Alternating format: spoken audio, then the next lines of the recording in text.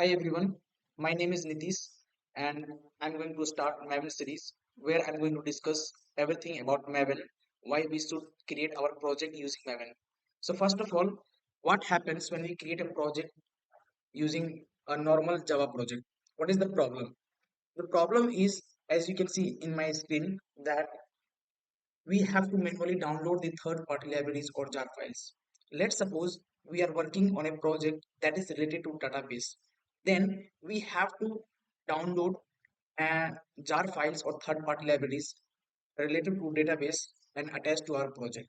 Similarly, if we are working with testng, then we need to download the jar files of testng and attach to it to our project. Similarly, according to different requirements of the projects, we have to download and attach third-party libraries in the form of jar files to our projects. But if we use Maven, then we don't need to do it manually. So first in IntelliJ, I will explain how we can manually uh, upload and attach to our project these libraries and jar files. After that, I will explain how using Maven we can create projects and what are the advantages of that. So let's go to IntelliJ and let's create one normal Java project. Name it as project new, and here we are taking the build system as IntelliJ, not the Maven, because we want to create the normal Java project and see what happens. So in this normal Java project, let's suppose I want to work with Selenium. Then I will have to download Selenium jar files, which contains all the methods and classes that we need in our project. Then we have to go to Chrome and download Selenium jar files.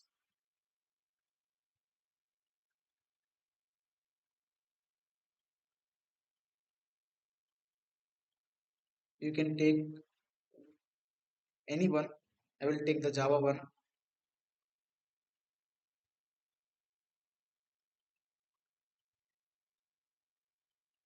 So now it is downloaded. So I will go and I will extract it. So let me remove first the, it was already downloaded for me earlier. So now this is the one I downloaded now. So let me extract it.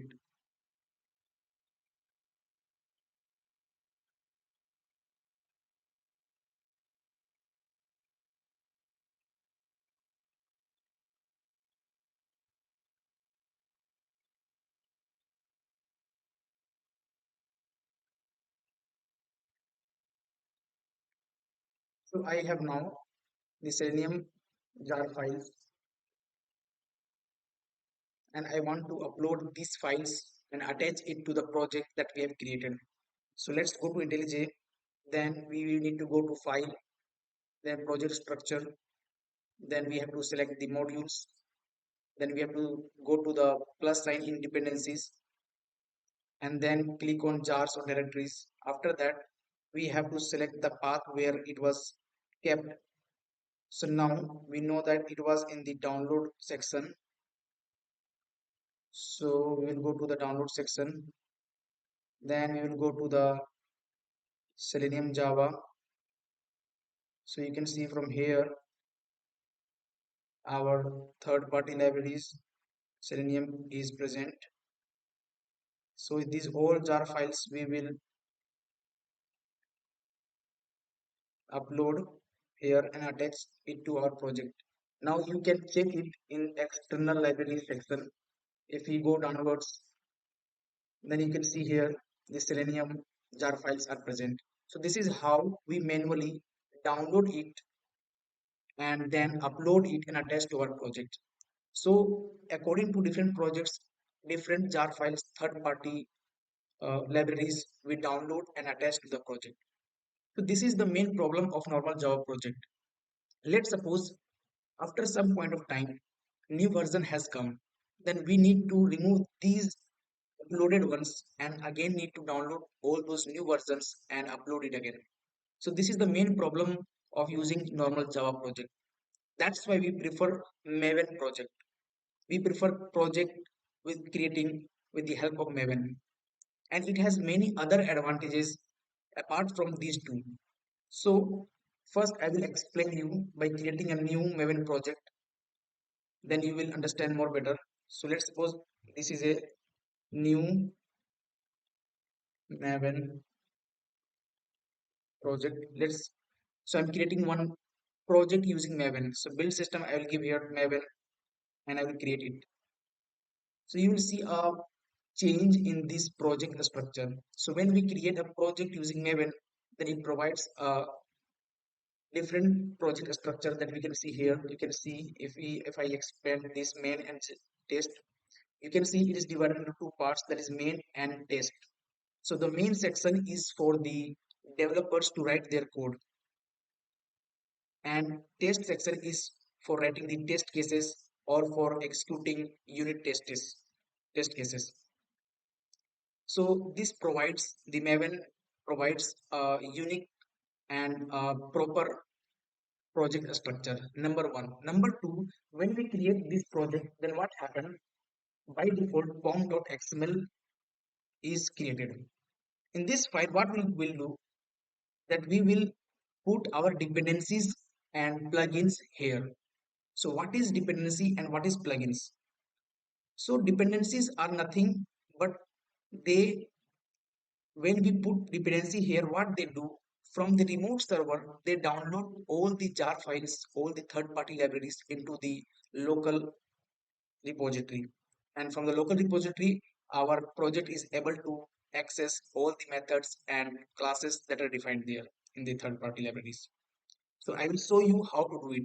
Let's suppose we are working in Selenium related project, then we need Selenium dependency, we need Selenium related jar files. Then what we will do, last time I had shown you how we downloaded it manually and uploaded it, but this time we will do something different. We will go to the Maven remote repository.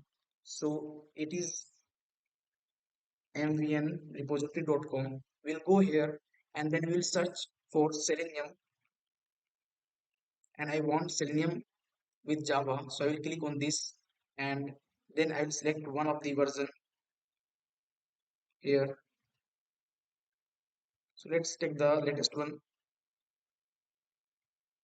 and then I will take this dependency here. From here I will copy and I will go back to IntelliJ and I will create one tag of dependency so that I can add more than one, and then I will put this dependency.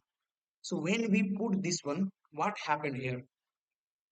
It will allow to automatically download the jar files or the third-party libraries from the Maven repository, that is a remote repository, to local repository from where our project, this new Maven project, can access all the methods and classes that are defined. Similar way, we will also upload plugins in this pom.xml. And what are plugins? Plugins are nothing but plugins are the important part of the project which controls the whole project. For example, if we want to do packaging of the project, if we want to compile the project, if we want to run the project, then we need different types of plugins for the project. And for that, what we do, we again just provide the plugin name here in this pom.xml.